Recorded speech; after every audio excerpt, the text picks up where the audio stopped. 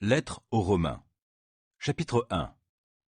Cette lettre vous est adressée par Paul, serviteur de Jésus-Christ, qui a été appelé à être apôtre et choisi pour proclamer l'évangile de Dieu, la bonne nouvelle que Dieu avait promise par ses prophètes dans les Saintes Écritures.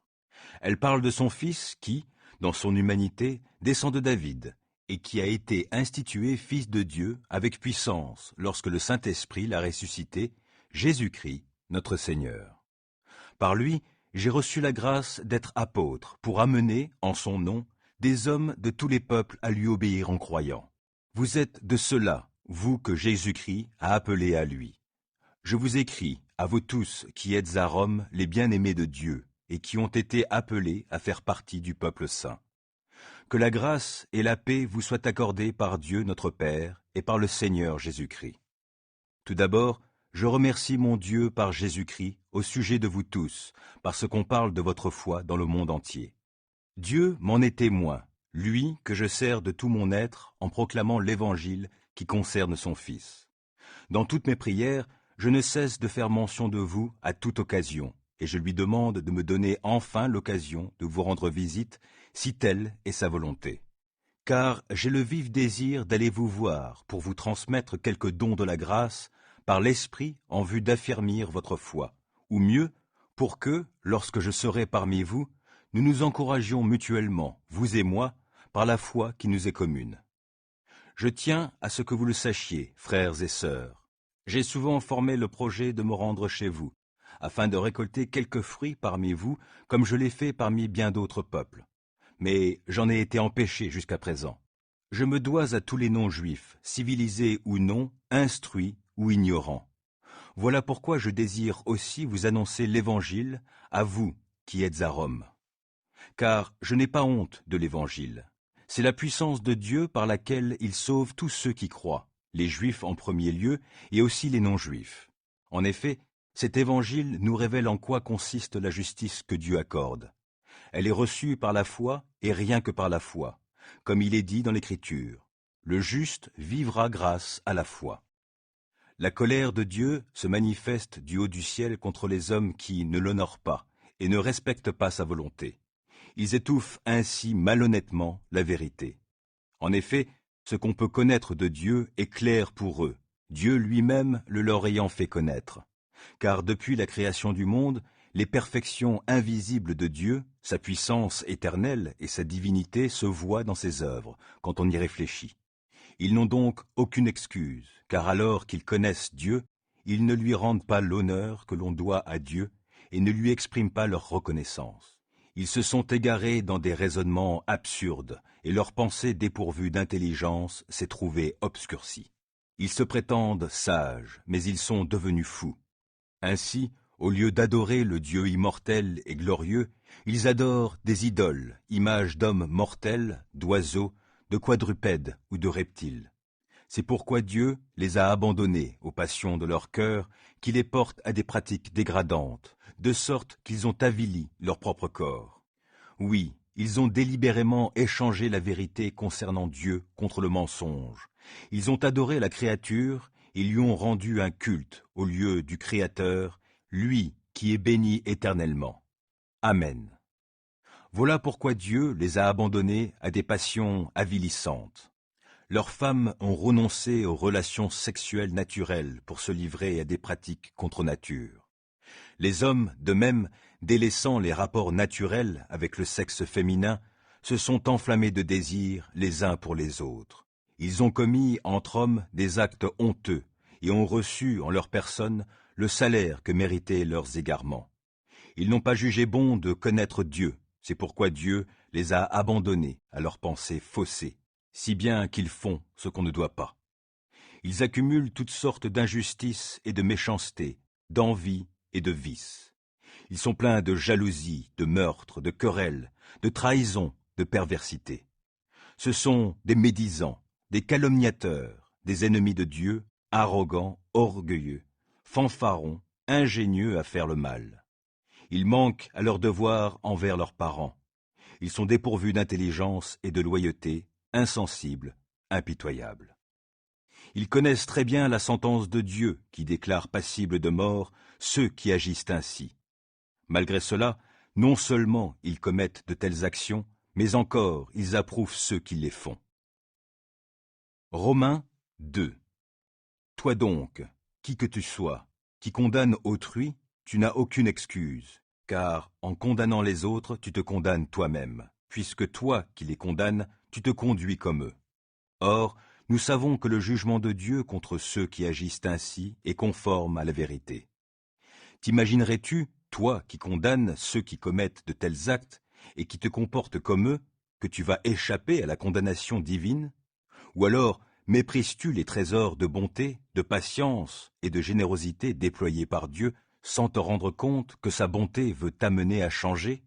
Par ton entêtement et ton refus de changer, tu te prépares un châtiment d'autant plus grand pour le jour où se manifesteront la colère et le juste jugement de Dieu. Ce jour-là, il donnera à chacun ce que lui auront valu ses actes. Ceux qui, en pratiquant le bien avec persévérance, cherchent la gloire à venir, l'honneur et l'immortalité, recevront de lui la vie éternelle. Mais à ceux qui, par ambition personnelle, repoussent la vérité et cèdent à l'injustice, Dieu réserve sa colère et sa fureur. Oui, la souffrance et l'angoisse attendent tout homme qui pratique le mal, le juif en premier lieu et aussi le non-juif. Mais la gloire à venir, l'honneur et la paix seront accordés à celui qui pratique le bien, quel qu'il soit, d'abord le juif et aussi le non-juif, car Dieu ne fait pas de favoritisme. Ceux qui ont péché sans avoir eu connaissance de la loi de Moïse périront sans qu'elle intervienne dans leur jugement. Mais ceux qui ont péché alors qu'ils étaient soumis au régime de la loi seront jugés conformément à la loi. Car ce ne sont pas ceux qui se contentent d'écouter la lecture de la loi qui seront justes aux yeux de Dieu. Non, seuls ceux qui appliquent la loi sont considérés comme justes. En effet, lorsque les païens qui n'ont pas la loi de Moïse accomplissent naturellement ce que demande cette loi, ils se tiennent lieu de loi à eux-mêmes, alors qu'ils n'ont pas la loi. Ils démontrent par leur comportement que les œuvres demandées par la loi sont inscrites dans leur cœur. Leur conscience en témoigne également, ainsi que les raisonnements par lesquels ils s'accusent ou s'excusent les uns les autres. Tout cela paraîtra le jour où, conformément à l'évangile que j'annonce, Dieu jugera par Jésus-Christ tout ce que les hommes ont caché. Eh bien, toi qui te donnes le nom de juif, tu te reposes sur la loi, tu fais de Dieu ton sujet de fierté, tu connais sa volonté, tu juges de ce qui est le meilleur parce que tu es instruit par la loi. Tu es certain d'être le guide des aveugles, la lumière de ceux qui errent dans les ténèbres, l'éducateur des insensés, l'enseignant des ignorants, tout cela sous prétexte que tu as dans la loi l'expression parfaite de la connaissance et de la vérité. Toi donc, qui enseignes les autres, tu ne t'enseignes pas toi-même. Tu prêches aux autres de ne pas voler et tu voles. Tu dis de ne pas commettre d'adultère et tu commets l'adultère. Tu as les idoles en horreur et tu commets des sacrilèges. Tu es fier de posséder la loi, mais tu déshonores Dieu en y désobéissant. Et ainsi, comme le dit l'Écriture, à cause de vous, Juifs, le nom de Dieu est outragé parmi les païens. Assurément, être circoncis a un sens, à condition d'appliquer la loi. Mais si tu désobéis à la loi, être circoncis n'a pas plus de valeur que d'être incirconcis. Mais si l'incirconcis accomplit ce que la loi définit comme juste, cet incirconcis ne sera-t-il pas considéré comme un circoncis? Et cet homme qui accomplit la loi sans être physiquement circoncis, ne va-t-il pas te condamner, toi qui désobéis à la loi tout en possédant les Écritures et la circoncision? Car ce n'est pas ce qui est visible qui fait le juif, ni la marque visible dans la chair qui fait la circoncision, mais ce qui fait le juif, c'est ce qui est intérieur. Et la vraie circoncision est celle que l'Esprit opère dans le cœur, et non celle que l'on pratique en obéissant à la lettre de la loi. Tel est le juif qui reçoit sa louange, non des hommes, mais de Dieu. Romains 3. Dans ces conditions, quel est l'avantage du juif? Quelle est l'utilité de la circoncision? L'avantage est grand à divers titres. Tout d'abord, c'est aux Juifs qu'ont été confiées les paroles de Dieu. Que faut-il dire alors si certains leur ont été infidèles? Leur infidélité anéantira-t-elle la fidélité de Dieu? Loin de là.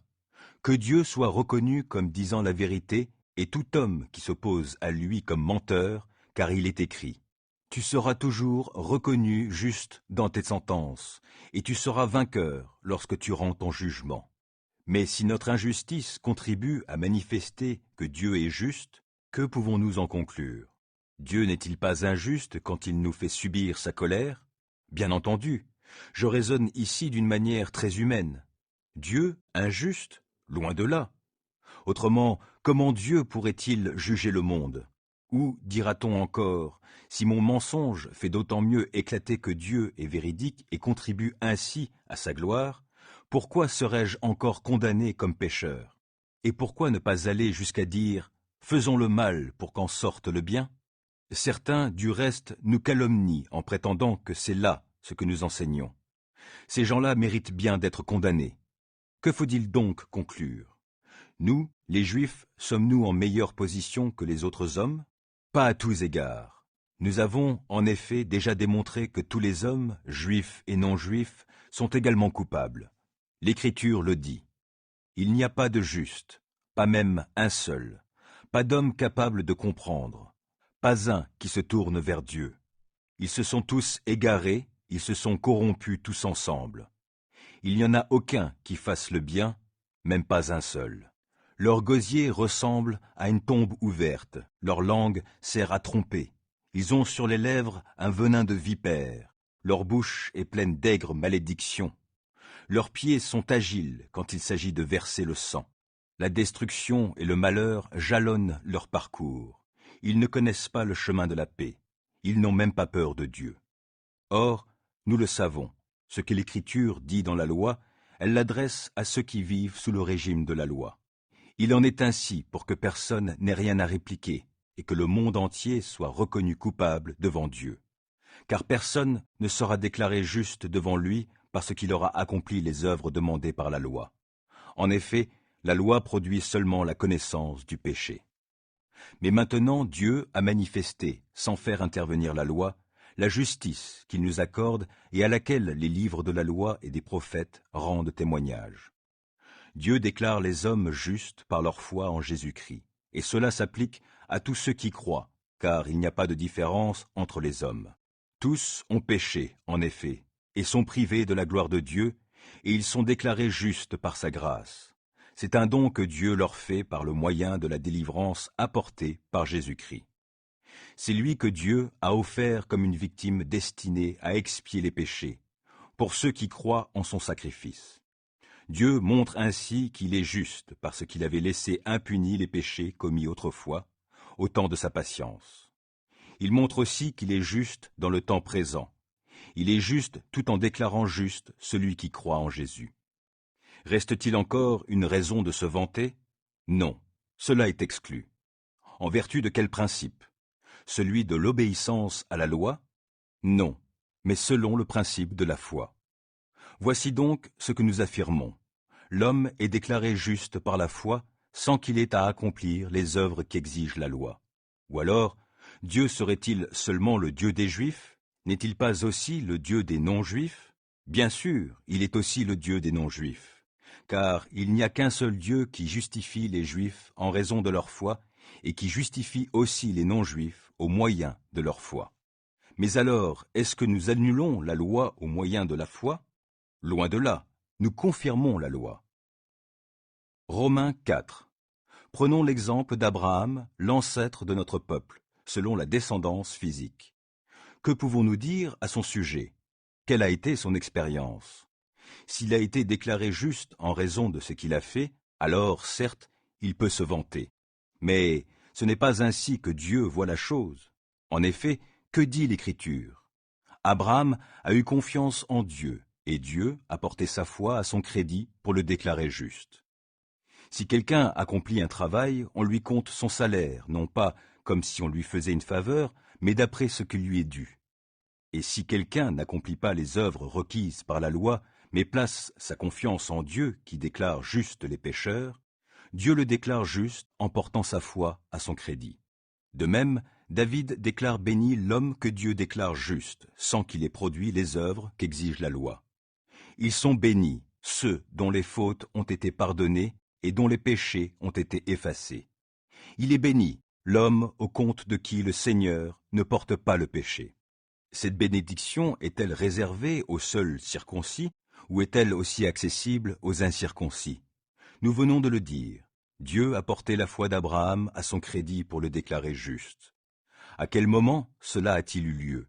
Quand Abraham était circoncis ou quand il était encore incirconcis? Ce n'est pas quand il était circoncis, mais quand il ne l'était pas encore. Et Dieu lui donna ensuite le signe de la circoncision comme sceau de la justice qu'il avait déjà reçu par la foi avant d'être circoncis. Il est devenu ainsi le Père de tous ceux qui croient sans être circoncis, pour qu'eux aussi soient déclarés justes par Dieu de la même manière.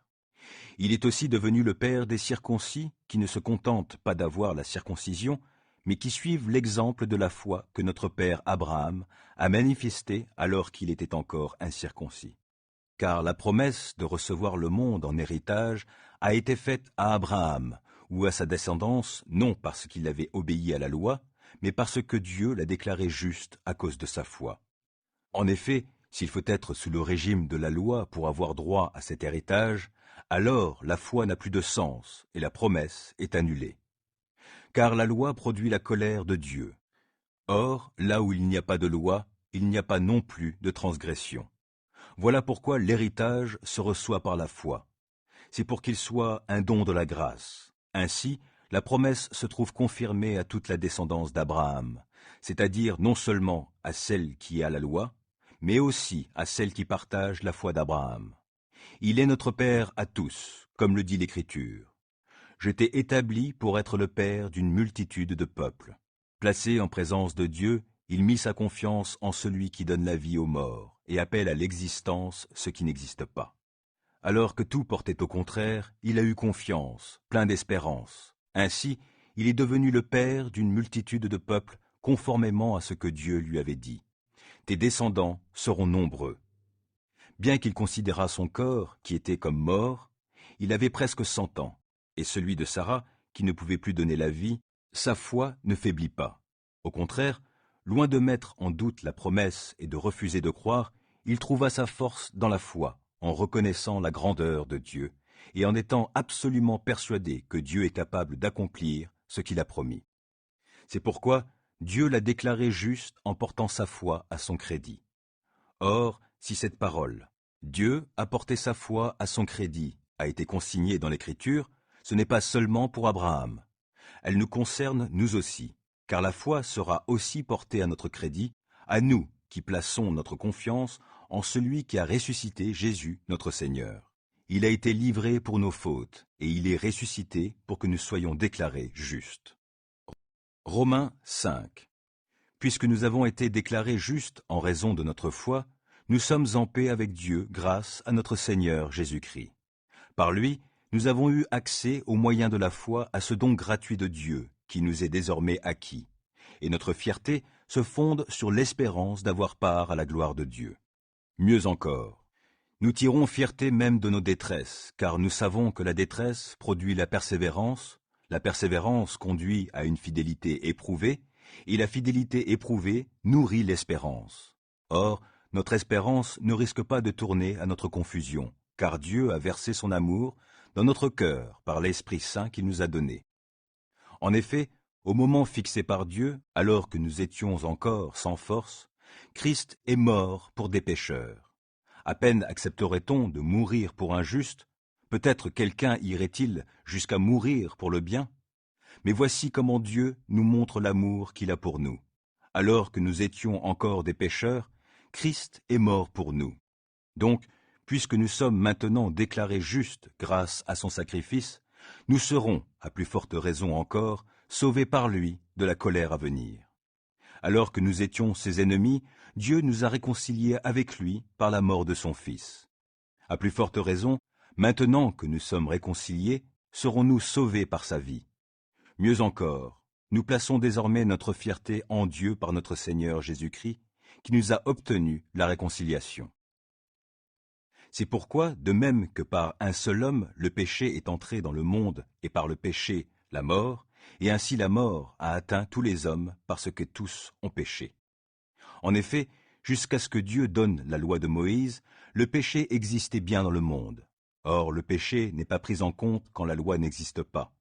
Et pourtant, la mort a régné depuis Adam jusqu'à Moïse, même sur les hommes qui n'avaient pas commis une faute semblable à celle d'Adam, qui est comparable à celui qui devait venir. Mais il y a une différence entre la faute et le don de la grâce.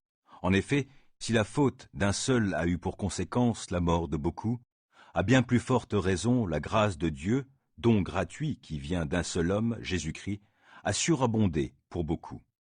Quelle différence aussi entre les conséquences du péché d'un seul et le don. En effet, le jugement intervenant à cause d'un seul homme a entraîné la condamnation, mais le don de grâce, intervenant à la suite de nombreuses fautes, a conduit à l'acquittement. Car si, par la faute commise par un seul homme, la mort a régné à cause de ce seul homme, à bien plus forte raison ceux qui reçoivent l'abondance de la grâce, quel don de la justification régneront-ils dans la vie par Jésus-Christ, lui seul? Ainsi donc, comme une seule faute a entraîné la condamnation de tous les hommes, un seul acte satisfaisant à la justice a obtenu pour tous les hommes l'acquittement qui leur assure la vie. Comme, par la désobéissance d'un seul, beaucoup d'hommes ont été déclarés pécheurs devant Dieu, de même, par l'obéissance d'un seul, beaucoup seront déclarés justes devant Dieu. Quant à la loi, elle est intervenue pour que le péché prolifère. Mais là où le péché a proliféré, la grâce a surabondé pour que, comme le péché a régné par la mort, de même la grâce règne par la justice que Dieu accorde, et qui aboutit à la vie éternelle par Jésus-Christ, notre Seigneur. Romains 6. Que dire maintenant? Persisterons-nous dans le péché pour que la grâce abonde? Loin de là. Puisque nous sommes morts pour le péché, comment pourrions-nous vivre encore dans le péché? Ne savez-vous pas que nous, qui avons été baptisés pour Jésus-Christ, c'est en relation avec sa mort que nous avons été baptisés? Nous avons donc été ensevelis avec lui par le baptême en relation avec sa mort, afin que, comme Christ a été ressuscité par la puissance glorieuse du Père, nous aussi, nous menions une vie nouvelle. Car si nous avons été unis à lui par une mort semblable à la sienne, nous le serons aussi par une résurrection semblable à la sienne. Comprenons donc que l'homme que nous étions autrefois a été crucifié avec Christ, afin que le péché, dans ce qui fait sa force, soit réduit à l'impuissance et que nous ne soyons plus esclaves du péché. Car celui qui est mort a été déclaré juste, il n'a plus à répondre du péché. Or, puisque nous sommes morts avec Christ, nous croyons que nous vivrons aussi avec lui, car nous savons que Christ, ressuscité, ne meurt plus. La mort n'a plus de pouvoir sur lui. Il est mort, et c'est pour le péché qu'il est mort une fois pour toutes. Mais à présent, il est vivant, et il vit pour Dieu.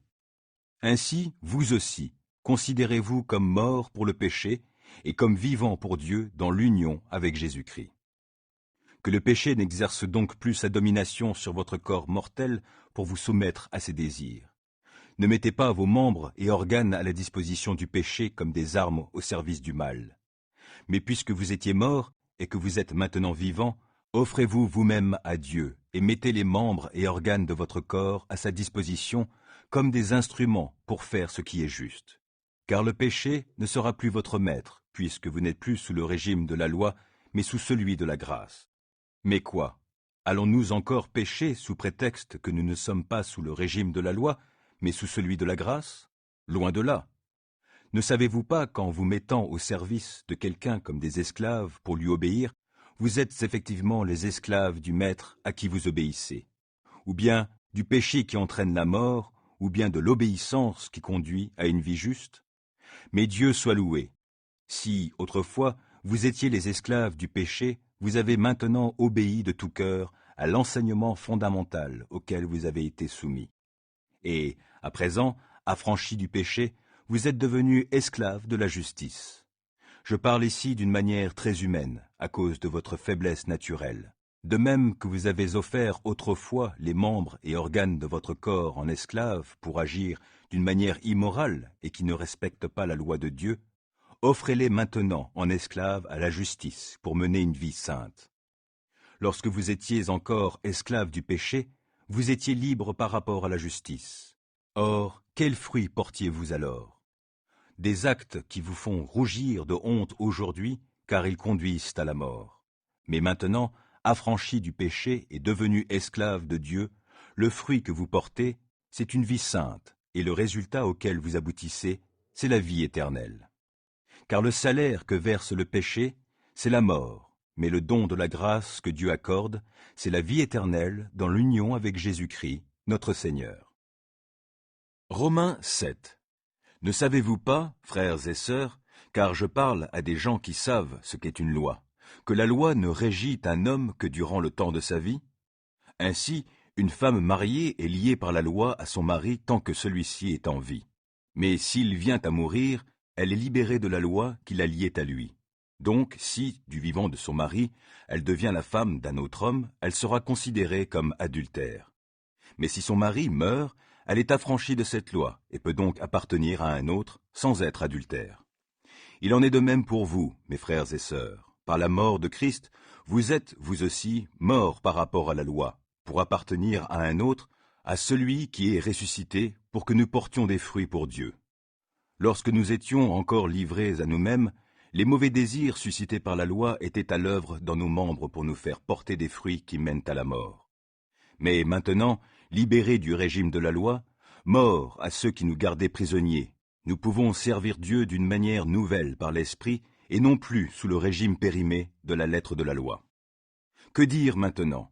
La loi se confond-elle avec le péché? Loin de là. Seulement, s'il n'y avait pas eu la loi, je n'aurais pas connu le péché, et je n'aurais pas su ce qu'est la convoitise si la loi n'avait pas dit « Tu ne convoiteras pas ». Mais alors, le péché, prenant appui sur le commandement, a suscité en moi toutes sortes de désirs mauvais, car sans la loi, le péché est sans vie. Pour ma part, autrefois sans la loi, je vivais. Mais quand le commandement est intervenu, le péché a pris vie, et moi, je suis mort. Ainsi, ce qui s'est produit pour moi, c'est que le commandement qui devait conduire à la vie m'a conduit à la mort. Car le péché a pris appui sur le commandement. Il m'a trompé et m'a fait mourir en se servant du commandement. Ainsi, la loi elle-même est sainte, et le commandement est saint, juste et bon. Ce qui est bon est-il devenu pour moi une cause de mort? Loin de là. C'est le péché. En effet, il a provoqué ma mort en se servant de ce qui est bon, et a de la sorte manifesté sa nature de péché et son excessive perversité par le moyen du commandement. Nous savons que la loi a été inspirée par l'Esprit de Dieu, mais moi, je suis comme un homme livré à lui-même, vendu comme esclave au péché. En effet, je ne comprends pas ce que je fais. Je ne fais pas ce que je veux, et c'est ce que je déteste que je fais. Et si je fais ce que je ne veux pas, je reconnais par là que la loi est bonne. En réalité, ce n'est plus moi qui le fais, mais c'est le péché qui habite en moi. Car je sais que le bien n'habite pas en moi, c'est-à-dire dans ce que je suis par nature. Vouloir le bien est à ma portée, mais non l'accomplir. Je ne fais pas le bien que je veux, mais le mal que je ne veux pas, je le commets. Si donc je fais ce que je ne veux pas, ce n'est plus moi qui le fais, mais c'est le péché qui habite en moi. Je découvre ainsi cette loi. Lorsque je veux faire le bien, c'est le mal qui est à ma portée. Dans mon être intérieur, je prends plaisir à la loi de Dieu. Mais je vois bien qu'une autre loi est à l'œuvre dans mon corps. Elle combat la loi qu'approuve ma raison, et elle fait de moi le prisonnier de la loi du péché qui agit dans mes membres. Malheureux que je suis! Qui me délivrera de ce corps voué à la mort? Dieu soit loué, c'est par Jésus-Christ notre Seigneur. En résumé, moi-même, je suis par la raison au service de la loi de Dieu, mais je suis, dans ce que je vis concrètement, esclave de la loi du péché. Romains 8. Maintenant donc, il n'y a plus de condamnation pour ceux qui sont unis à Jésus-Christ. Car la loi de l'Esprit qui nous donne la vie dans l'union avec Jésus-Christ t'a libéré de la loi du péché et de la mort. Car ce que la loi était incapable de faire, parce que l'état de l'homme la rendait impuissante, Dieu l'a fait. Il a envoyé son propre Fils avec une nature semblable à celle des hommes pécheurs et, pour régler le problème du péché, il a exécuté sur cet homme la sanction qu'encourt le péché. Il l'a fait pour que la juste exigence de la loi soit pleinement satisfaite en ce qui nous concerne, nous qui vivons, non plus à la manière de l'homme livré à lui-même, mais dans la dépendance de l'Esprit. En effet, les hommes livrés à eux-mêmes tendent vers ce qui est conforme à l'homme livré à lui-même. Mais ceux qui ont l'Esprit tendent vers ce qui est conforme à l'Esprit. Car ce à quoi tend l'homme, livré à lui-même, mène à la mort, tandis que ce à quoi tend l'esprit conduit à la vie et à la paix. En effet, l'homme, livré à lui-même, dans toutes ses tendances, n'est que haine de Dieu. Il ne se soumet pas à la loi de Dieu, car il ne le peut même pas. Les hommes, livrés à eux-mêmes, sont incapables de plaire à Dieu. Vous, au contraire, vous n'êtes pas livrés à vous-même, mais vous dépendez de l'Esprit, puisque l'Esprit de Dieu habite en vous. Si quelqu'un n'a pas l'Esprit de Christ, il ne lui appartient pas. Or, si Christ est en vous, votre corps reste mortel à cause du péché, mais l'Esprit est source de vie, parce que vous avez été déclarés justes. Et si l'Esprit de celui qui a ressuscité Jésus habite en vous, celui qui a ressuscité Christ rendra aussi la vie à votre corps mortel par son Esprit qui habite en vous. Ainsi donc, frères et sœurs, si nous avons une obligation, ce n'est pas celle de vivre à la manière de l'homme livré à lui-même. Car si vous vivez à la manière de l'homme livré à lui-même, vous mourrez. Mais si, par l'Esprit, vous faites mourir les actes mauvais que vous accomplissez dans votre corps, vous vivrez. Car ceux qui sont conduits par l'Esprit de Dieu sont fils de Dieu.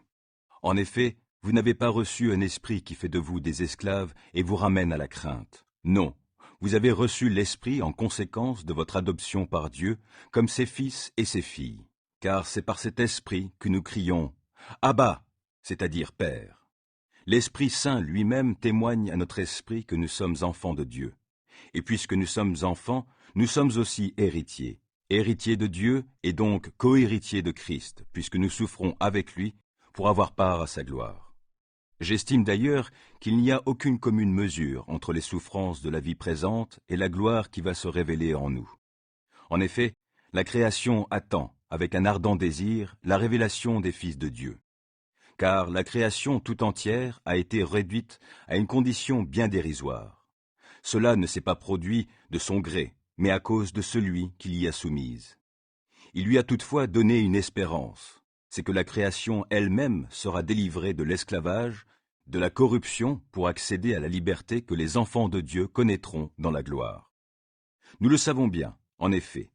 Jusqu'à présent, la création tout entière est unie dans un profond gémissement et dans les douleurs d'un enfantement. Elle n'est pas seule à gémir, car nous aussi, qui avons reçu l'Esprit comme avant-goût de la gloire, nous gémissons du fond du cœur, en attendant d'être pleinement établis dans notre condition de fils adoptifs de Dieu, quand notre corps sera délivré. Car nous sommes sauvés, mais c'est en espérance. Or, voir ce que l'on espère, ce n'est plus espérer. Qui, en effet, continue à espérer ce qu'il voit? Mais si nous ne voyons pas ce que nous espérons, nous l'attendons avec persévérance. De même, l'Esprit vient nous aider dans notre faiblesse. En effet, nous ne savons pas prier comme il faut, mais l'Esprit lui-même intercède en gémissant d'une manière inexprimable. Et Dieu qui scrute les cœurs sait ce vers quoi tend l'Esprit, car c'est en accord avec Dieu qu'il intercède pour les membres du peuple saint. Nous savons en outre que Dieu fait concourir toutes choses au bien de ceux qu'il aime, de ceux qui ont été appelés conformément au plan divin. En effet, ceux que Dieu a connus d'avance, il les a aussi destinés d'avance à devenir conformes à l'image de son Fils, afin que celui-ci soit l'aîné de nombreux frères et sœurs. Ceux qu'il a ainsi destinés, il les a aussi appelés à lui. Ceux qu'il a ainsi appelés, il les a aussi déclarés justes, et ceux qu'il a déclarés justes, il leur a aussi donné sa gloire. Que dire de plus? Si Dieu est pour nous, qui se lèvera contre nous? Lui qui n'a même pas épargné son propre Fils, mais l'a livré pour nous tous, comment ne nous donnerait-il pas aussi tout avec lui? Qui accusera encore les élus de Dieu? Dieu lui-même les déclare justes. Qui les condamnera? Christ est mort, bien plus, il est ressuscité. Il est à la droite de Dieu et il intercède pour nous.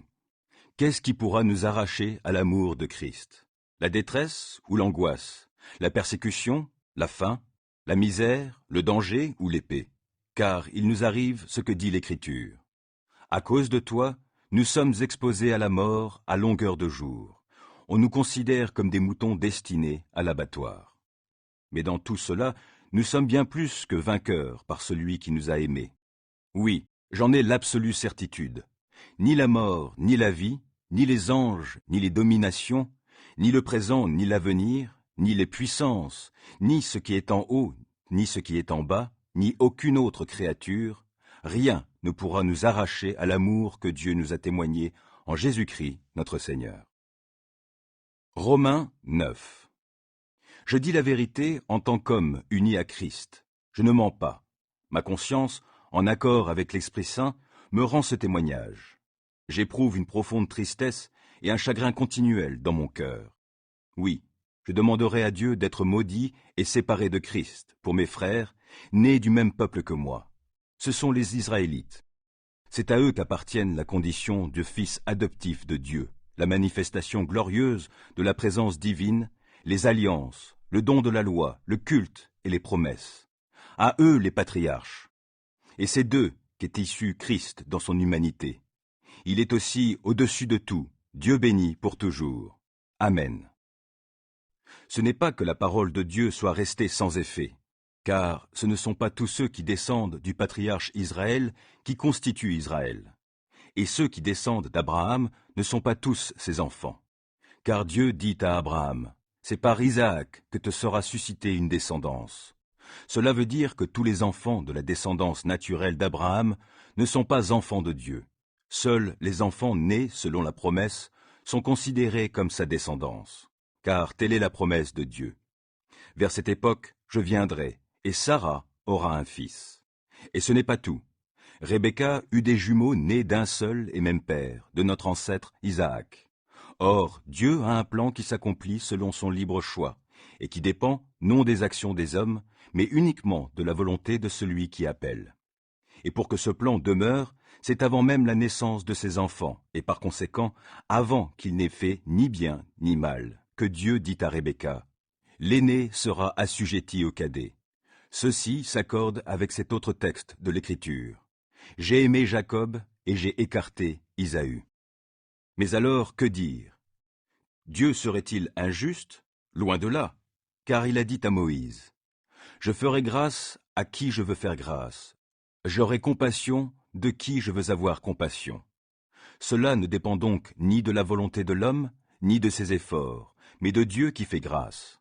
Dans l'Écriture, Dieu dit au Pharaon, « Voici pourquoi je t'ai fait parvenir où tu es, pour montrer en toi ma puissance et pour que ma renommée se répande par toute la terre. » Ainsi donc, Dieu fait grâce à qui il veut et il endurcit qui il veut. Tu vas me dire, pourquoi alors fait-il encore des reproches? Car qui a jamais pu résister à sa volonté? Mais qui es-tu donc, toi, un homme, pour critiquer Dieu? L'ouvrage demandera-t-il à l'ouvrier, « Pourquoi m'as-tu fait ainsi ?» Le potier n'a-t-il pas le droit, à partir du même bloc d'argile, de fabriquer un pot d'usage noble et un autre pour l'usage courant? Et qu'as-tu à redire si Dieu, parce qu'il voulait montrer sa colère et faire connaître sa puissance, a supporté avec une immense patience ceux qui étaient les objets de sa colère, tout prêts pour la destruction? Oui, qu'as-tu à redire si Dieu a agi ainsi pour manifester la richesse de sa gloire, en faveur de ceux qui sont les objets de sa compassion, ceux qu'il a préparés d'avance pour la gloire? C'est nous qui sommes les objets de sa compassion, nous qu'il a appelés non seulement d'entre les Juifs, mais aussi d'entre les non-Juifs. C'est ce qu'il dit dans le livre du prophète Osée. « Celui qui n'était pas mon peuple, je l'appellerai mon peuple. Celle qui n'était pas la bien-aimée, je la nommerai bien-aimée. Au lieu même où on leur avait dit, « Vous n'êtes pas mon peuple », on leur dira alors, « Vous êtes les enfants du Dieu vivant. » Et pour ce qui concerne Israël, Ésaïe déclare de son côté, « Même si les descendants d'Israël étaient aussi nombreux que les grains de sable au bord de la mer, seul un reste sera sauvé. Car pleinement et promptement, le Seigneur accomplira sa parole sur la terre. » Et comme Ésaïe l'avait dit par avance, « Si le Seigneur des armées célestes ne nous avait laissé des descendants, nous ressemblerions à Sodome, nous serions comme Gomorrhe. » Que dire maintenant? Voici ce que nous disons. Les païens, qui ne cherchaient pas à être déclarés justes par Dieu, ont saisi cette justice, mais il s'agit de la justice qui est reçue par la foi. Les Israélites, eux, qui cherchaient à être déclarés justes en obéissant à une loi, n'y sont pas parvenus. Pour quelle raison? Parce qu'ils ont cherché à être déclarés justes, non pas en comptant sur la foi, mais comme si la justice pouvait provenir de la pratique de la loi. Ils ont buté contre la pierre qui fait tomber, conformément à ce que dit l'Écriture. Moi, je place en Sion une pierre qu'on heurte, un rocher qui fait trébucher. Celui qui met en lui sa confiance ne connaîtra jamais le déshonneur. Romains 10. Frères et sœurs, je souhaite de tout cœur que les Israélites soient sauvés, et c'est ce que je demande instamment à Dieu dans mes prières. Car je leur rends ce témoignage. Ils ont un zèle ardent pour Dieu, mais il leur manque le discernement. En méconnaissant la manière dont Dieu déclare les hommes justes, et en cherchant à être déclarés justes par leurs propres moyens, ils ne se sont pas soumis à Dieu en acceptant le moyen par lequel il nous déclare justes. Car Christ a mis fin au régime de la loi pour que tous ceux qui croient soient déclarés justes.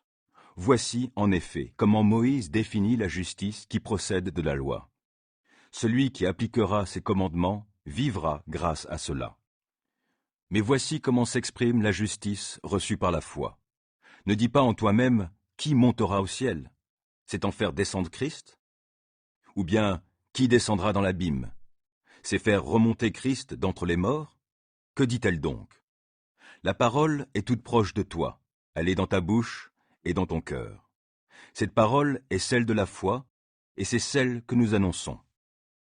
En effet, si de ta bouche tu déclares que Jésus est Seigneur, et si dans ton cœur tu crois que Dieu l'a ressuscité, tu seras sauvé, car celui qui croit dans son cœur, Dieu le déclare juste. Celui qui affirme de sa bouche, Dieu le sauve. En effet, l'Écriture dit « Celui qui met en lui sa confiance ne connaîtra jamais le déshonneur. » Ainsi, il n'y a pas de différence entre juifs et non-juifs. Car tous ont le même Seigneur qui donne généreusement à tous ceux qui font appel à lui. En effet, il est écrit « Tous ceux qui invoqueront le Seigneur seront sauvés. » Mais comment feront-ils appel à lui s'ils n'ont pas cru en lui? Et comment croiront-ils en lui s'ils ne l'ont pas entendu? Et comment entendront-ils s'il n'y a personne pour le leur annoncer? Et comment y aura-t-il des gens pour l'annoncer s'ils ne sont pas envoyés? Aussi est-il dit dans l'Écriture qu'ils sont beaux, les pas de ceux qui annoncent de bonnes nouvelles. Mais malheureusement, tous n'ont pas obéi à cette bonne nouvelle. Ésaïe déjà demandait « Seigneur, qui a cru à notre message ?» Donc, la foi naît du message que l'on entend, et ce message vient par la parole de Christ. Maintenant donc, je dis, ne l'ont-ils pas entendu? Mais si, n'est-il pas écrit « Leur voix a retenti par toute la terre, leurs paroles sont parvenues jusqu'aux confins du monde ?» Je demande alors, le peuple d'Israël ne l'a-t-il pas su? Moïse a été le premier à le leur dire. Je vous rendrai jaloux de ceux qui ne sont pas un peuple. Je vous irriterai par une nation dépourvue d'intelligence. Isaïe pousse même la hardiesse jusqu'à dire « J'ai été trouvé par ceux qui ne me cherchaient pas. Je me suis révélé à ceux qui ne se souciaient pas de moi. » Mais parlant d'Israël, il dit « À longueur de journée, j'ai tendu les mains vers un peuple désobéissant et rebelle. » Romains 11. Je demande donc, Dieu aurait-il rejeté son peuple? Assurément pas. En effet, ne suis-je pas moi-même israélite, descendant d'Abraham, de la tribu de Benjamin? Non, Dieu n'a pas rejeté son peuple, qu'il s'est choisi d'avance. Rappelez-vous ce que dit l'Écriture dans le passage rapportant l'histoire d'Élie, dans lequel celui-ci se plaint à Dieu au sujet d'Israël. « Seigneur, ils ont tué tes prophètes, ils ont démoli tes autels, et moi, je suis resté tout seul, et voilà qu'ils en veulent à ma vie. » Eh bien, quelle a été la réponse de Dieu? J'ai gardé en réserve pour moi 7000 hommes qui ne se sont pas prosternés devant le dieu Baal. Il en est de même dans le temps présent. Il subsiste un reste que Dieu a librement choisi dans sa grâce. Or, puisque c'est par grâce, cela ne peut pas venir des œuvres, ou alors la grâce n'est plus la grâce. Que s'est-il donc passé? Ce que le peuple d'Israël cherchait, il ne l'a pas trouvé. Seuls ceux que Dieu a choisis l'ont obtenu. Les autres ont été rendus incapables de comprendre, conformément à ce qui est écrit. Dieu a frappé leur esprit de torpeur, leurs yeux de cécité et leurs oreilles de surdité. Et il en est ainsi jusqu'à ce jour. De même, David déclare « Que leur banquet devienne pour eux un piège, un filet, une cause de chute, et qu'ils y trouvent leur châtiment. » que leurs yeux s'obscurcissent au point de ne plus voir. Fais-leur courber le dos continuellement. Je demande alors, si les Israélites ont trébuché, est-ce pour tomber définitivement? Loin de là. Par leur faute, le salut est devenu accessible aux païens, ce qui excitera leur jalousie. Et si leur faute a fait la richesse du monde, et leur déchéance la richesse des non-juifs, quelle richesse plus grande encore n'y aura-t-il pas dans leur complet rétablissement? Je m'adresse particulièrement ici à vous qui êtes d'origine païenne. Dans la mesure même où je suis l'apôtre des non-juifs, je me fais une idée d'autant plus haute de mon ministère que je parviendrai peut-être, en l'exerçant, à rendre jaloux ceux de mon peuple et à en conduire ainsi quelques-uns au salut. Car si leur mise à l'écart a entraîné la réconciliation du monde, quel sera l'effet de leur réintégration? Rien de moins qu'une résurrection d'entre les morts. En effet, si les prémices du pain offert à Dieu sont consacrées, toute la pâte l'est aussi. Si la racine est consacrée, les branches le sont aussi. Ainsi en est-il d'Israël. Quelques branches ont été coupées, et toi qui, par ton origine païenne, étais comme un rameau d'olivier sauvage, tu as été greffé parmi les branches restantes, et voici que tu as part avec elles à la sève qui monte de la racine de l'olivier cultivé. Ne te mets pas, pour autant, à te vanter aux dépens des branches coupées. Et si tu es tenté par un tel orgueil, souviens-toi que ce n'est pas toi qui portes la racine, c'est elle qui te porte. Peut-être vas-tu dire, si des branches ont été coupées, c'est pour que je puisse être greffé. Bien, mais elles ont été coupées à cause de leur incrédulité. Et toi, c'est à cause de ta foi que tu tiens. Ne sois donc pas orgueilleux. Sois plutôt sur tes gardes, car si Dieu n'a pas épargné les branches naturelles, il ne t'épargnera pas non plus. Considère donc à la fois la bonté et la sévérité de Dieu. Sévérité à l'égard de ceux qui sont tombés, bonté à ton égard, aussi longtemps que tu t'attaches à cette bonté. Sinon, toi aussi, tu seras retranché. En ce qui concerne les Israélites, s'ils ne demeurent pas dans leur incrédulité, ils seront regreffés. Car Dieu a le pouvoir de les greffer de nouveau. En effet, toi, tu as été coupé de l'olivier sauvage auquel tu appartenais par ta nature, pour être greffé, contrairement à ta nature, sur l'olivier cultivé. À combien plus forte raison, les branches qui proviennent de cet olivier seront-elles greffées sur lui? Frères et sœurs, je ne veux pas que vous restiez dans l'ignorance de ce mystère, pour que vous ne croyiez pas détenir en vous-même une sagesse supérieure. L'endurcissement d'une partie d'Israël durera jusqu'à ce que l'ensemble des non-juifs soit entré dans le peuple de Dieu, et ainsi tout Israël sera sauvé. C'est là ce que dit l'Écriture. De Sion viendra le libérateur. Il éloignera de Jacob toute désobéissance. Et voici en quoi consistera mon alliance avec eux. C'est que j'enlèverai leurs péchés. Si l'on se place du point de vue de l'Évangile, ils sont devenus ennemis de Dieu pour que vous en bénéficiez. Mais du point de vue du libre choix de Dieu, ils restent ses bien-aimés à cause de leurs ancêtres. Car les dons de la grâce et l'appel de Dieu sont irrévocables. Vous-même, en effet, vous avez désobéi à Dieu autrefois, et maintenant Dieu vous a fait grâce en se servant de leur désobéissance. De la même façon, si leur désobéissance actuelle a pour conséquence votre pardon, c'est pour que Dieu leur pardonne à eux aussi, car Dieu a emprisonné tous les hommes dans la désobéissance afin de faire grâce à tous. Combien grandes sont les richesses de Dieu, combien profonde sa sagesse et sa science. Nul ne peut sonder ses jugements, nul ne peut découvrir ses plans. Car qui a connu la pensée du Seigneur? Qui a été son conseiller? Qui lui a fait des dons pour devoir être payé de retour? En effet, tout vient de lui, tout subsiste par lui et pour lui. À lui soit la gloire à jamais. Amen. Romains 12. Je vous recommande donc, frères et sœurs, à cause de cette immense bonté de Dieu, à lui offrir votre corps comme un sacrifice vivant, saint et qui plaise à Dieu. Ce sera là de votre part un culte raisonnable. Ne prenez pas comme modèle le monde actuel, mais soyez transformés par le renouvellement de votre intelligence pour pouvoir discerner la volonté de Dieu, ce qui est bon, ce qui lui plaît, ce qui est parfait. En vertu de la grâce que Dieu m'a faite, voici ce que je dis à chacun d'entre vous. N'allez pas au-delà de ce à quoi vous devez prétendre. Tendez au contraire à une sage appréciation de vous-même, chacun selon la part que Dieu lui a confiée. Chacun de nous a, dans un seul corps, de nombreux organes, mais ces organes n'ont pas la même fonction.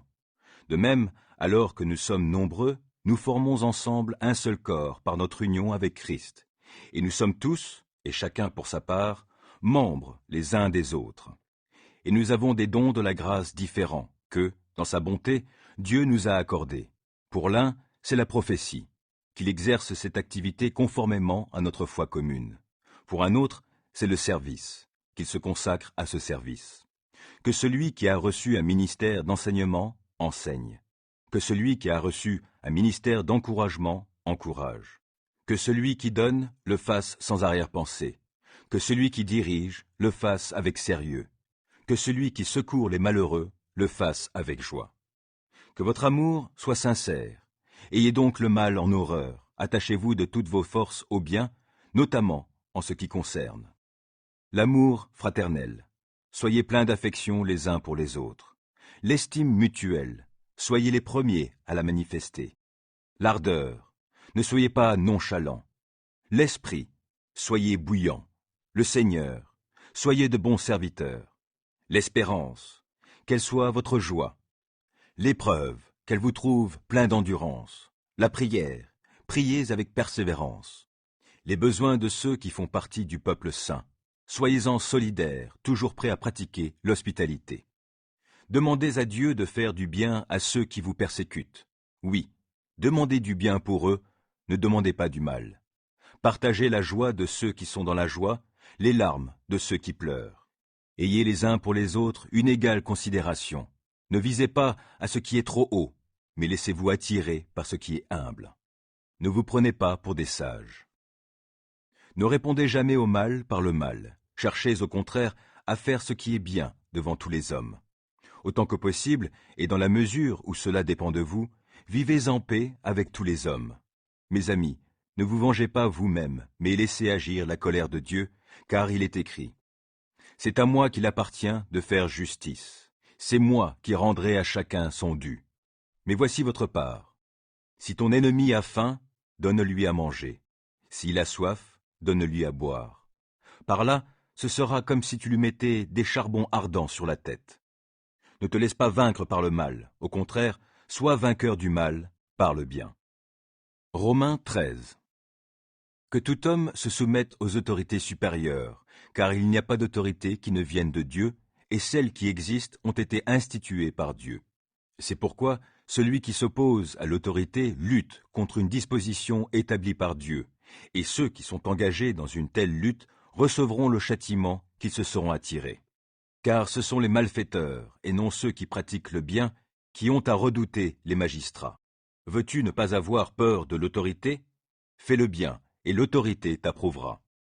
Car l'autorité est au service de Dieu pour ton bien. Mais si tu fais le mal, redoute-la. Car ce n'est pas pour rien qu'elle peut punir de mort. Elle est, en effet, au service de Dieu pour manifester sa colère et punir celui qui fait le mal. C'est pourquoi il est nécessaire de se soumettre à l'autorité, non seulement par peur de la punition, mais surtout par motif de conscience. C'est pour les mêmes raisons que vous devez payer vos impôts, car ceux qui les perçoivent sont eux aussi au service de Dieu dans l'exercice de leurs fonctions. Rendez donc à chacun ce qui lui est dû. Les impôts et les taxes, à qui vous les devez, le respect et l'honneur, à qui ils reviennent. Ne restez redevables de rien à personne, sinon de vous aimer les uns les autres. Car celui qui aime l'autre a satisfait à toutes les exigences de la loi. En effet, des commandements comme « Tu ne commettras pas d'adultère, tu ne commettras pas de meurtre, tu ne voleras pas, tu ne convoiteras pas » et tous les autres se trouvent récapitulés en cette seule parole. Aime ton prochain comme toi-même. Celui qui aime ne cause aucun mal à son prochain. Aimer son prochain, c'est donc accomplir toute la loi. Faites ceci d'autant plus que vous savez en quel temps nous vivons. C'est désormais l'heure de sortir de votre sommeil, car le salut est plus près de nous que lorsque nous avons commencé à croire. La nuit est avancée, le moment où le jour va se lever approche. Débarrassons-nous de tout ce qui se fait dans les ténèbres, et revêtons-nous de l'armure de la lumière.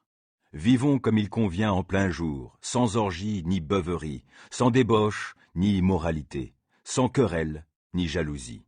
Revêtez-vous du Seigneur Jésus-Christ et ne vous préoccupez pas de satisfaire les désirs de l'homme livré à lui-même.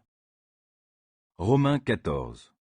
Accueillez celui qui est mal affermi dans la foi, sans contester sans cesse ses opinions. Ainsi la foi de l'un le conduit à manger de tout. L'autre, qui est mal affermi dans la foi, ne mange que des légumes. Que celui qui mange de tout ne méprise pas celui qui ne fait pas comme lui, et que celui qui ne mange pas de viande ne condamne pas celui qui en mange, car Dieu lui a fait bon accueil. Qui es-tu, toi, pour juger le serviteur d'un autre? Qu'il tienne bon ou qu'il tombe, c'est l'affaire de son maître. Mais il tiendra bon, car le Seigneur, son maître, a le pouvoir de le faire tenir. Pour celui-ci, tel jour a plus d'importance qu'un autre. Pour celui-là, ils sont tous égaux. À chacun d'avoir une pleine conviction en lui-même. Celui qui fait une distinction entre les jours le fait pour le Seigneur. Celui qui mange de tout le fait aussi pour le Seigneur, puisqu'il remercie Dieu pour sa nourriture. Et celui qui s'abstient de certains aliments le fait encore pour le Seigneur, car lui aussi remercie Dieu. Aucun de nous ne vit pour lui-même, et aucun ne meurt pour lui-même. Si nous vivons pour le Seigneur, et si nous mourrons pour le Seigneur. Ainsi, que nous vivions ou que nous mourions, nous appartenons au Seigneur. En effet, Christ est mort et il est revenu à la vie pour être le Seigneur des morts et des vivants. Et toi, pourquoi condamnes-tu ton frère? Ou toi, pourquoi méprises-tu ton frère? Ne devons-nous pas tous comparaître devant le tribunal de Dieu? Car il est écrit, « Aussi vrai que je vis, dit le Seigneur, tout genou ploiera devant moi, et toute langue me reconnaîtra comme Dieu. » Ainsi, chacun de nous rendra compte à Dieu pour lui-même. Cessons donc de nous condamner les uns les autres. Prenez plutôt la décision de ne rien mettre en travers du chemin d'un frère qui puisse le faire trébucher ou tomber. Pour moi, je sais et je suis pleinement convaincu, en accord avec la pensée du Seigneur Jésus, que rien n'est impur en soi. Cependant, si quelqu'un considère que telle chose est impure, alors elle est impure pour lui. Si donc, à cause d'un aliment, tu fais du tort à ton frère, tu ne te conduis pas selon l'amour. Ne va pas, pour un aliment, causer la perte de celui pour qui Christ est mort. Que ce qui est bien pour vous ne devienne pas pour d'autres une occasion de dire du mal de vous. Dans le royaume de Dieu, ce n'est pas le manger et le boire qui importent, mais une vie juste, la paix et la joie que produit l'Esprit Saint. Celui qui sert Christ de cette manière est agréable à Dieu et estimé des hommes. Ainsi donc, cherchons toujours ce qui contribue à favoriser la paix et à nous faire grandir les uns les autres dans la foi. Ne va pas, pour un aliment, détruire l'œuvre de Dieu. Tout est pur, c'est vrai. Mais il est mal de manger tel aliment si cela risque de causer la chute d'un frère. Ce qui est bien, c'est de s'abstenir de viande, de vin, bref, de tout ce qui peut entraîner la chute de ton frère. Garde devant Dieu cette foi que tu as. Heureux celui qui ne se condamne pas lui-même parce qu'il approuve. Mais celui qui mange tout en ayant des doutes à ce sujet est déjà condamné, car son attitude ne découle pas de la foi. Or, tout ce qui ne découle pas de la foi est péché. Romains 15. Nous qui sommes forts dans la foi, nous devons porter les faiblesses de ceux qui ne le sont pas, sans chercher notre propre satisfaction. Que chacun de nous recherche la satisfaction de son prochain pour le bien de celui-ci, en vue de l'aider à grandir dans la foi. Car Christ n'a pas cherché sa propre satisfaction, mais il a dit, comme le déclare l'Écriture, « Les insultes des hommes qui t'insultent sont retombées sur moi. » Or, tout ce qui a été consigné autrefois dans l'Écriture l'a été pour nous instruire, afin que la patience et l'encouragement qu'apporte l'Écriture produisent en nous l'espérance. Que Dieu, source de toute patience et de tout encouragement, vous donne de vivre en plein accord les uns avec les autres, conformément à l'enseignement de Jésus-Christ. Ainsi, d'un commun accord et d'une seule voix, vous célébrerez la gloire du Dieu et Père de notre Seigneur Jésus-Christ. Accueillez-vous donc les uns les autres, tout comme Christ vous a accueillis pour la gloire de Dieu. Voici, en effet, ce que j'affirme. C'est, d'abord, que Christ est venu se mettre au service des Juifs, pour montrer que Dieu est véridique en accomplissant les promesses faites à leurs ancêtres. C'est, ensuite, qu'il est venu pour que les non-Juifs, de leur côté, louent Dieu à cause de sa compassion, comme le dit l'Écriture. Aussi, je publie tes louanges parmi les peuples, je te célèbre par mes chants. Et ailleurs, peuple, réjouissez-vous avec son peuple. Ou encore, louez le Seigneur, vous, gens de toutes les nations, que tous les peuples disent ses louanges. Ésaïe dit de son côté, un rejeton naîtra d'Isaïe, on le verra se lever pour gouverner tous les peuples. Les peuples étrangers mettront en lui leur espérance. Que le Dieu de l'espérance vous comble de toute joie et de sa paix par votre confiance en lui.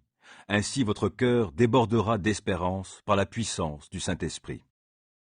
Frères et sœurs, j'ai personnellement la conviction que vous êtes pleins de bonté, remplis de toute la connaissance et tout à fait capables, par conséquent, de vous conseiller les uns les autres. Cependant, je vous ai écrit avec une certaine audace sur quelques points, car je désirais raviver vos souvenirs à cause de la grâce que Dieu m'a accordée. En effet, il a fait de moi le serviteur de Jésus-Christ pour les non-juifs.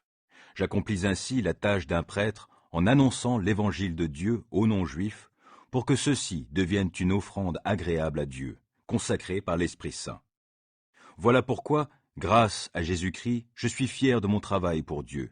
Car, si j'ose parler, c'est seulement de ce que Christ a accompli par mon moyen pour amener les non-juifs à obéir à Dieu. Il l'a fait par mes paroles et mes actes, par sa puissance qui s'est manifestée dans les miracles et les prodiges, par la puissance de l'Esprit de Dieu.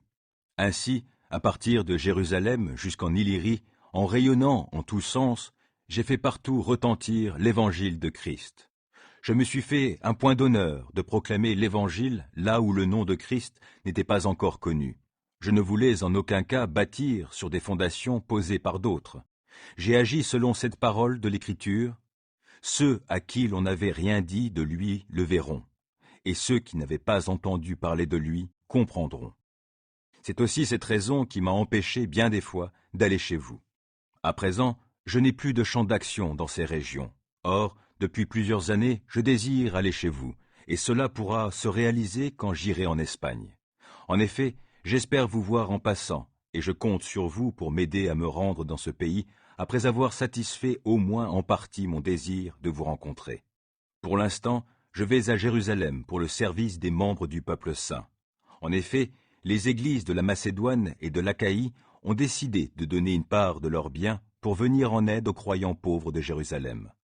C'est une décision de leur part et elles le leur devaient, car si les non-juifs ont eu leur part des biens spirituels des juifs, ils doivent bien, à leur tour, les assister de leurs biens matériels. Lorsque je me serai acquitté de ce service et que j'aurai remis en bonne et due forme à ses destinataires le fruit de cette initiative, je prendrai le chemin de l'Espagne et passerai donc par chez vous. Et je sais que lorsque je viendrai chez vous, ce sera avec la pleine bénédiction de Christ. Je vous le demande, frères et sœurs, par notre Seigneur Jésus-Christ et par l'amour que donne l'Esprit. Combattez avec moi en priant Dieu pour moi, qu'il me fasse échapper aux incrédules de la Judée et permette que l'aide que j'apporte à Jérusalem puisse être reçue favorablement par les membres du peuple saint. Ainsi, je pourrai venir chez vous le cœur plein de joie, si Dieu le veut, et trouver quelque repos parmi vous. Que le Dieu qui donne la paix soit avec vous tous. Amen. Romains 16. Je vous recommande notre sœur Phébé, diaconesse de l'Église, qui est à Sancré. Réservez-lui, en vertu de votre union commune au Seigneur, l'accueil que lui doivent des membres du peuple saint. Mettez-vous à sa disposition pour toute affaire où elle aurait besoin de vous, car elle est intervenue en faveur de beaucoup et, en particulier pour moi. Saluez Prisca et Aquilas, mes collaborateurs dans le service de Jésus-Christ. Ils ont risqué leur vie pour sauver la mienne. Je ne suis pas seul à leur en devoir gratitude. C'est aussi le cas de toutes les églises des pays païens. Saluez aussi l'Église qui se réunit dans leur maison. Saluez mon cher Épaïnète. Il est le premier à s'être tourné vers Christ dans la province d'Asie. Saluez Marie, qui s'est beaucoup dépensée pour vous. Saluez Andronicus et Junia, qui sont du même peuple que moi. Ils ont été mes compagnons de captivité. Ils sont très estimés en tant qu'apôtres, eux qui se sont même convertis à Christ avant moi. Saluez Ampliatus, qui m'est très cher dans le Seigneur. Saluez Urbain, notre collaborateur dans le service de Christ, ainsi que mon cher Stachys. Saluez Apelles, qui a prouvé son attachement à Christ. Saluez aussi les gens de la maison d'Aristobule et Hérodion, qui fait partie du même peuple que moi. Saluez les gens de la maison de Narcisse qui appartiennent au Seigneur. Saluez Tryphène et Tryphose, qui toutes deux travaillent dur pour le Seigneur, ainsi que ma chère Perside, qui a travaillé dur pour le Seigneur. Saluez Rufus, cet homme que le Seigneur a choisi, et sa mère, qui est aussi une mère pour moi. Saluez Asyncrite, Phlégon, Hermès, Patrobas, Hermas, et tous les frères et sœurs qui sont avec eux. Saluez Philologue et Julie, Nérée et sa sœur, Olympas et tous les membres du peuple saint qui sont avec eux. Saluez-vous les uns les autres en vous donnant le baiser fraternel.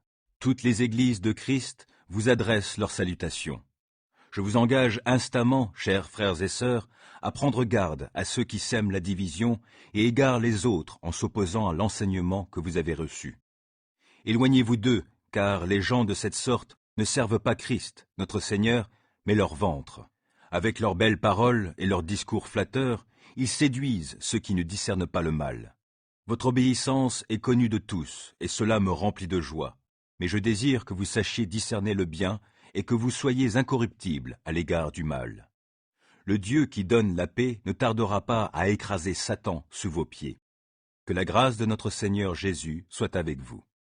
Timothée, mon collaborateur, ainsi que Lucius, Jason et Sosipater, qui appartiennent au même peuple que moi, vous saluent. Moi, Tertius, qui écris cette lettre, j'ajoute mes salutations dans le Seigneur qui nous unit. Vous salue encore Gaius, qui m'offre l'hospitalité et chez qui se réunit toute l'Église, Éraste, le trésorier de la ville, ainsi que le frère Quartus.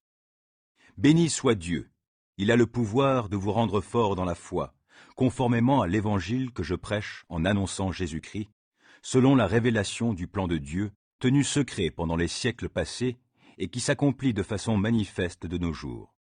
Comme l'a ordonné le Dieu éternel, il est porté, par les écrits des prophètes, à la connaissance de tous les peuples pour qu'ils soient amenés à lui obéir en croyant. À ce Dieu qui seul possède la sagesse soit la gloire, de siècle en siècle, par Jésus-Christ. Amen.